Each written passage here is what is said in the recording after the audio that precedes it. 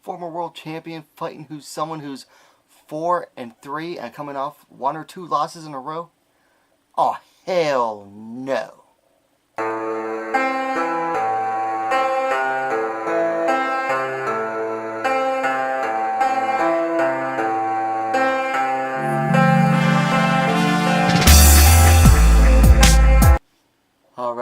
Alright. Welcome back to WMMA. Now, as always, I'm your host, Chuck Stevenson.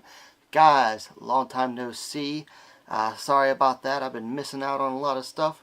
Unfortunately, I went something like a month without a day off. But I finally got some free time on my hands. So I wanted to come back with something that I feel is probably going to be a little bit of a controversial video.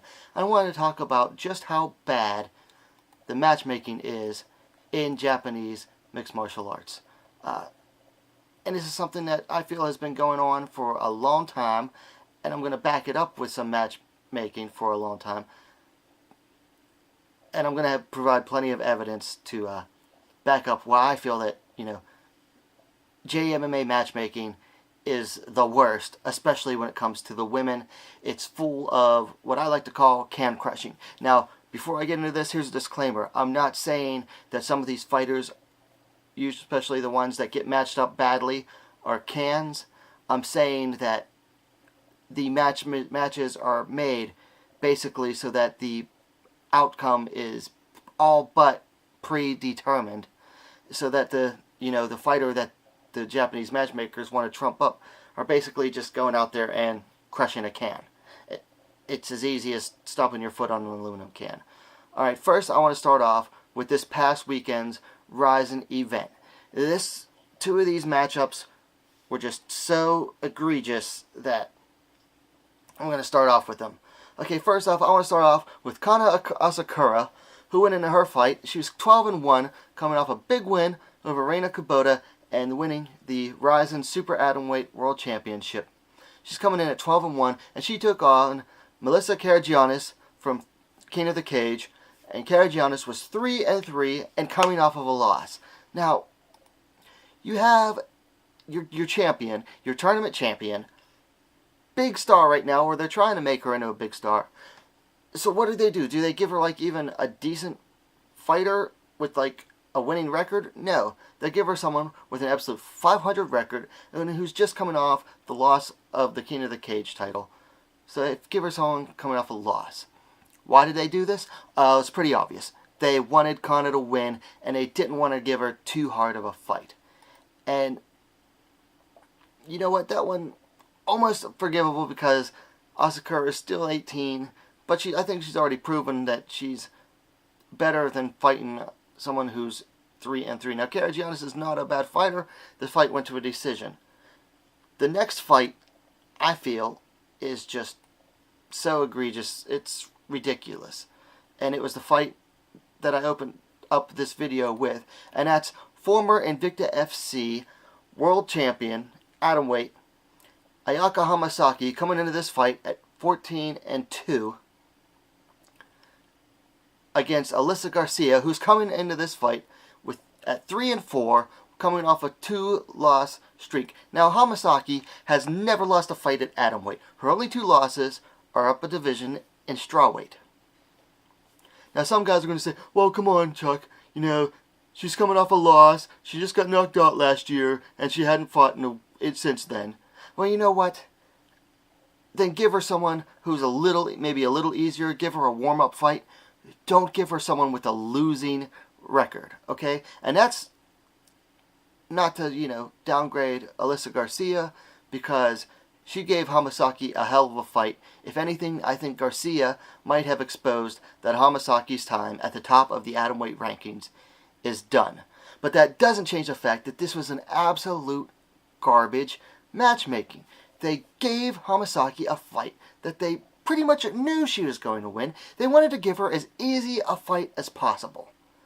And people will soon say, well, but the matchmaker's been doing this for years. Yeah, but this is worse than what you see most of the time with most other matchmakers. This is, dare I say it, egregious. Okay, moving along, we're going to go to, I believe this fight happened in Deep. We had King Reina Miura who is coming in at 7-1 versus the debuting So-Yeon Park. Now, I'm sorry, anybody who's had 8 fights should not be facing a debutante. No one had ever even heard of this debutante before this fight had occurred. I looked up, I couldn't find anything on her other than, what team she trains out of. I'm sorry, no fighter should be fighting a debutante when they've had, 7, 8, 9 fights. It's garbage. It's garbage, it's garbage, it's garbage. I'm going to keep reiterating how garbage some of this matchmaking is.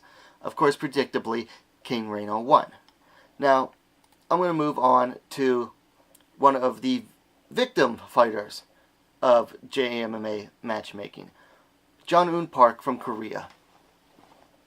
John Eun Park last year in December took on the Deep Jewels champion, Mina Kurobi. Now, Mina Kurobi was coming off a TKO loss to Sahi Ham, so what Deep did was they found a Korean fighter that Kurobi would likely to win against in a non-title affair because, they didn't want to risk her losing her Deep Jewels title.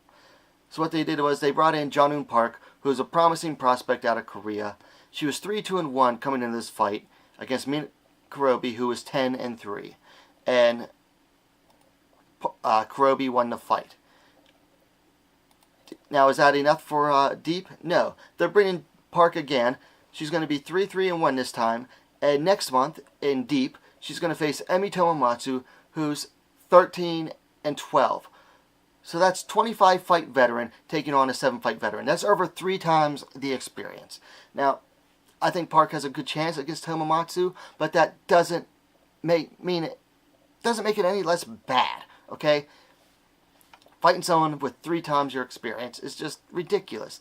And Park is a good prospect, but once again, the Japanese matchmakers, they don't care about prospects. All they care about is propping up their old fighters that have been around forever and giving them a win against a foreign fighter.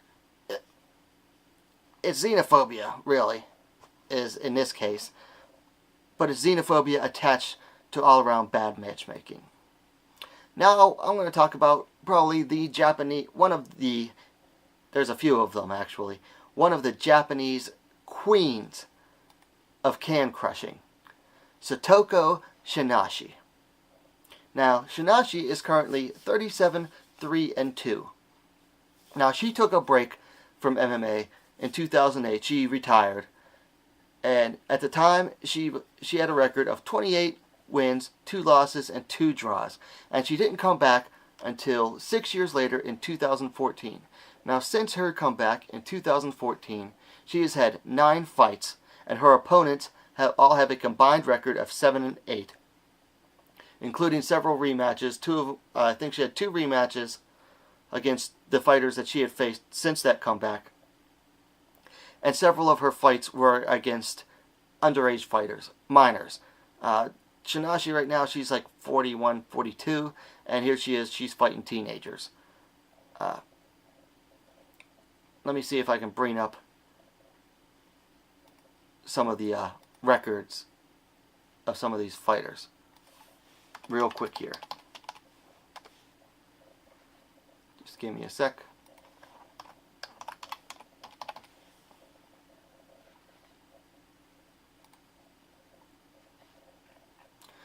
Okay, it's Toko Shinashi. Current record 37-3-2. Her first fight back in 2014 was against the debuting Ye Jin-jun from Korea. Ye Jin-jun was, let's see, she's 19 now. That means she was 15 years old. She was like, oh, I'm sorry, it was 3 days shy of her 15th birthday. So, Shinashi fought a 14-year-old. A 14-year-old! She fought a 14-year-old. That's ridiculous. Okay? And Ye Jin-jun is also Shinashi's most recent victim. She came in at 0-2.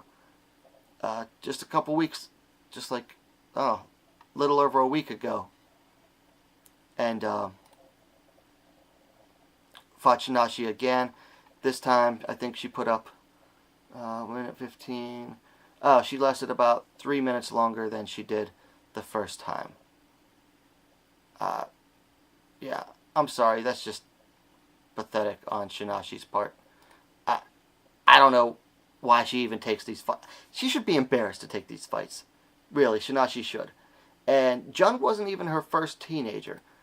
I mean, I'm sorry, Jun was the first teenager, but she wasn't Shinashi's last. Shinashi then later on took on Yeji Lee at Road FC 37 in 2017, and Lee was like, no, I'm sorry, that was 2015.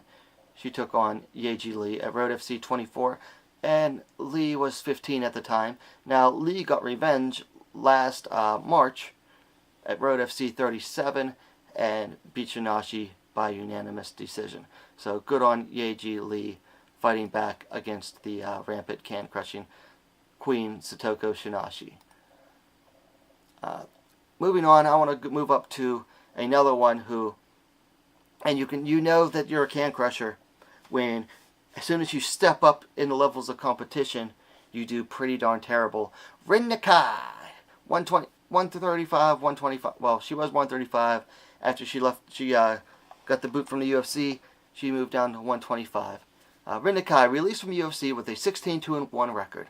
Since then, her 4 opponents have a combined record of 12-7. Her last opponent was 1-2 going into their fight. That was I forget the girl's name. It's not important. Rin Nakai is yet another can crusher, and I'm sure someone's going to say, well, Rin hadn't fought in a while when she took on that fight. So you're going to fight someone who's 1-2 when you have a record of 16-2-1? I'm sorry, there's no excuse for that. That's just pathetic. And people are going to say, oh, it's not her fault. You know what? Sometimes these fighters need to stand up and say,